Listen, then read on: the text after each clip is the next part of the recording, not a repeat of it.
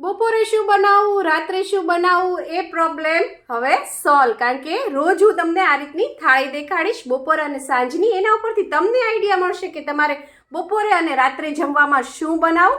તો આજની થાળી છે રાતની થાળી, અને આજે મેં બનાવ્યા છે, શિયાળો છે એટલે હમણાં તો બાજરીના રોટલા ખાઈએ છીએ, તો બાજરીના રોટલા છે, લીલું મરચું છે. બપોરે મેં બનાવ્યું હતું મેથી પાપડનું શાક, અને આની રેસીપી જોવી હોય તો તમને મારી ચેનલ ઉપર મળી જશે. આ છે પનીરનું શાક, અને આ જે બાજુમાં દેખાઈ રહ્યો છે મારો ફેવરિટ છે, આ છે કાચો ઓળો, અને વઘારવામાં નથી આવતો એટલે કાચો ઓળો કહેવામાં આવે છે. અને એને મેં એની અંદર સિંગ તેલ નાખ્યું છે, અને મસ્ત મજાના કોલસાથી એને ધૂંગાયરો છે, એટલે આ બહુ જ ટેસ્ટી લાગશે. આની રેસીપી પણ થોડા જ સમયમાં તમને જોવા મળશે મારી ચેનલ ઉપર.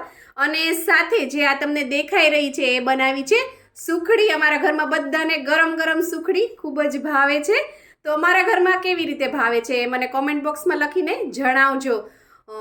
તો ચાલો બધા જમવા. આવી જ આઈડિયા, ટિપ્સ અને રેસિપી માટે સબસ્ક્રાઇબ કરો પૂનમ્સ ફ્લેવર કિચનની. Thank you. આવજો.